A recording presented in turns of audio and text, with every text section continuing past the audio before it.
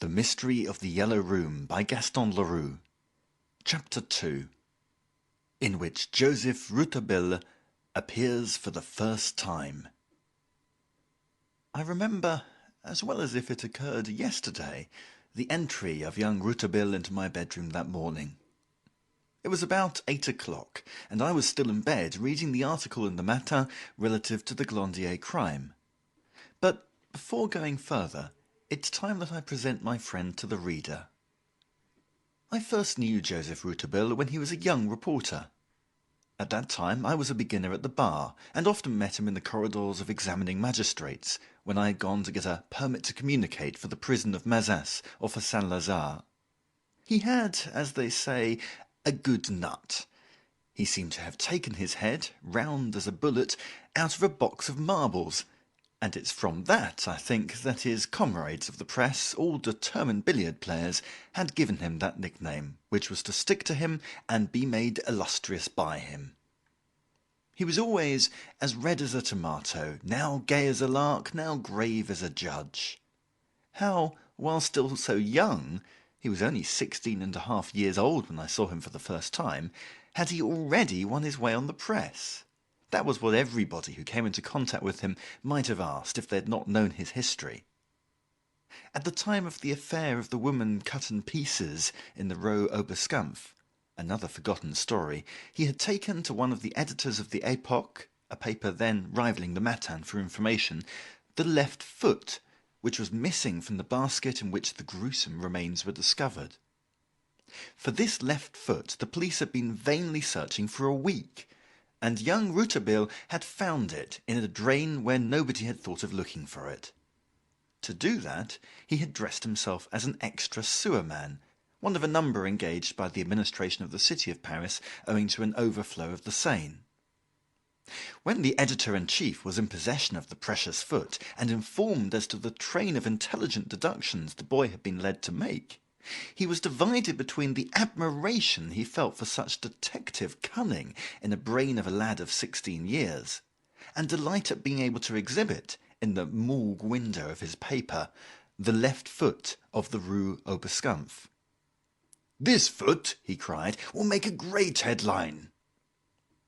Then, when he had confided the gruesome packet to the medical lawyer attached to the journal, he asked the lad, who was shortly to become famous as Rouletabille, what he would expect to earn as a general reporter on the Epoque. 200 francs a month? The youngster replied modestly, hardly able to breathe from surprise at the proposal. "You shall have 250, said the editor-in-chief. "Only you must tell everybody that you have been engaged on the paper for a month. Let it be quite understood that it was not you, but the Epoque that discovered the left foot of the Rue Oberskampf. Here, my young friend, the man is nothing, the paper everything." Having said this, he begged the new reporters to retire, but before the youth had reached the door, he called him back to ask his name. The other replied, "Joseph Josephine." "That's not a name," said the editor-in-chief, "but since you will not be required to sign what you write, it is of no consequence." The boy-faced reporter speedily made himself many friends, for he was serviceable and gifted with a good humour that enchanted the most severe-tempered and disarmed the most zealous of his companions. At the bar cafe, where the reporters assembled before going to any of the courts or to the prefecture in search of their news of crime, he began to win a reputation as an unraveller of intricate and obscure affairs which found its way to the office of the chief of the Sûreté. When the case was worth the trouble, and Rouletabille, he had already been given his nickname, had been started on the scent by his editor-in-chief, he often got the better of the most famous detective. It was at the bar cafe that I became intimately acquainted with him. Criminal lawyers and journalists are not enemies. The former need advertisement, and the latter information. We chatted together, and I soon warmed towards him. His intelligence was so keen and so original, and he had a quality of thought such as I have never found in any other person. Some time after this I was put in charge of the law news of the Cri de Boulevard.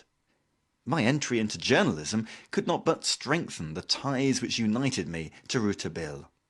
After a while, my new friend being allowed to carry out an idea of a judicial correspondence column, which he was allowed to sign "business" in the Epoque, I was often able to furnish him with the legal information of which he stood in need.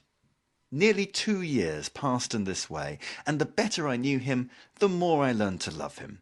For, in spite of his careless extravagance, I had discovered in him what was, considering his age, an extraordinary seriousness of mind. Accustomed as I was to seeing him gay, and indeed often too gay, I would many times find him plunged in the deepest melancholy. I tried then to question him as to the cause in this change of humour, but each time he laughed and made me no answer. One day, having questioned him about his parents, of whom he never spoke, he left me, pretending not to have heard what I said. While things were in this state between us, the famous case of the Yellow Room took place. It was this case which was to rank him as the leading newspaper reporter, and to obtain for him the reputation of being the greatest detective in the world. It should not surprise us to find in the one man the perfection of two such lines of activity, if we remember that the daily press was already beginning to transform itself, and to become what it is today, the Gazette of Crime. Morose-minded people may complain of this.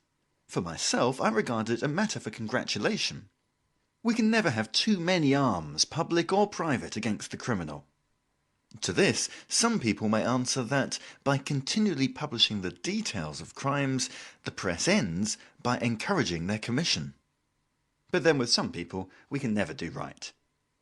Rouletabille, as I have said, entered my room that morning of the 26th of October, 1892. He was looking redder than usual, and his eyes were bulging out of his head, as the phrase is, and altogether he appeared to be in a state of extreme excitement. He waved the Matin with a trembling hand, and cried, "Well, my dear Sinclair, have you read it?" "The Glandier crime?" "Yes, the Yellow Room. What do you think of it?" "I think that it must have been the devil or the Bête de bon Dieu that committed the crime." "Be serious." "Well, I don't much believe in murderers who make their escape through walls of solid brick. I think Daddy Jack did wrong to leave behind him the weapon with which the crime was committed, and as he occupied the attic immediately above Mademoiselle Stangerson's room, the builder's job ordered by the examining magistrate will give us the key of the enigma. It won't be long before we learn by what natural trap, or by what secret door, the old fellow was able to slip in and out, and return immediately to the laboratory to Monsieur Stangerson, without his absence being noticed. That, of course, is only a hypothesis." Rouletabille sat down in an armchair, lit his pipe, which he was never without, smoked for a few minutes in silence, no doubt to calm the excitement which visibly dominated him, and then replied. "Young man," he said, in a tone the sad irony of which I will not attempt to render, "young man, you are a lawyer, and I doubt not your ability to save the guilty from conviction. But if you were a magistrate on the bench, how easy it would be for you to condemn innocent persons. You are really gifted, young man."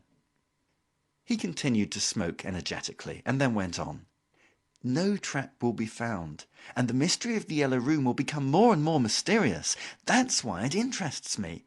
The examining magistrate is right. Nothing stranger than this crime has ever been known." "Have you any idea of the way by which the murderer escaped?" I asked. "None," replied Rouletabille. "None for the present. But I have an idea as to the revolver.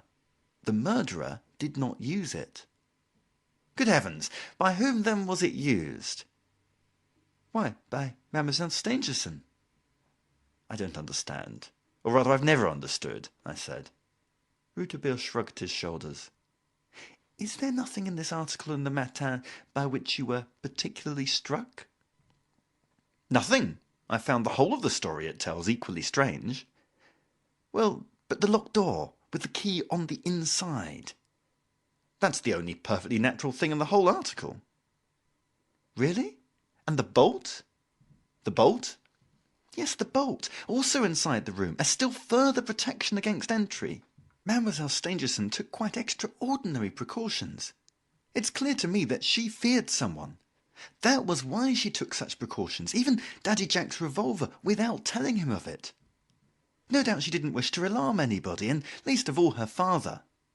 What she dreaded took place, and she defended herself. There was a struggle, and she used the revolver skilfully enough to wound the assassin in the hand, which explains the impression on the wall and on the door of the large blood-stained hand of the man who was searching for a means of exit from the chamber. But she didn't fire soon enough to avoid the terrible blow on the right temple. Then the wound on the temple was not done with a revolver. The paper doesn't say it was, and I don't think it was, because, logically, it appears to me that the revolver was used by Mademoiselle Stangerson against the assassin. Now, what weapon did the murderer use? Well, the blow on the temple seems to show that the murderer wished to stun Mademoiselle Stangerson after he had unsuccessfully tried to strangle her. He must have known that the attic was inhabited by Daddy Jack, and that was one of the reasons, I think, why he must have used a quiet weapon, a life-preserver or a hammer. All that doesn't explain how the murderer got out of the Yellow Room, I observed. Evidently, replied Rouletabille, rising, and that is what has to be explained. I am going to the Chateau du Glandier, and have come to see whether you will go with me. I? Yes, my boy, I want you. The Epoque has definitely entrusted this case to me, and I must clear it up as quickly as possible. But in what way can I be of any use to you? Monsieur Robert Darzac is at the Chateau du Glandier. That's true. His despair must be boundless. I must have a talk with him. Rouletabille said it in a tone that surprised me. Is it because you think there's something to be got out of him? I asked. Yes. That was all he would say. He retired to my sitting room, begging me to dress quickly. I knew Monsieur Robert Darzac from having been of great service to him in a civil action, while I was acting as secretary to Maître Barbet de la Tour. Monsieur Robert Darzac, who was at that time about 40 years of age, was a professor of physics at the Sorbonne. He was intimately acquainted with the Stangersons, and after an assiduous 7 years' courtship of the daughter, had been on the point of marrying her. In spite of the fact that she has become, as the phrase goes, a person of a certain age, she was still remarkably good-looking. While I was dressing, I called out to Rouletabille, who was impatiently moving about my sitting-room. Have you any idea as to the murderer's station in life? Yes, he replied. I think if he isn't a man in society, he is at least a man belonging to the upper class. But that, again, is only an impression. What has led you to form it? Well, the greasy cap, the common handkerchief, and the marks of the rough boots on the floor, he replied. I understand, I said. Murderers don't leave traces behind them which tell the truth.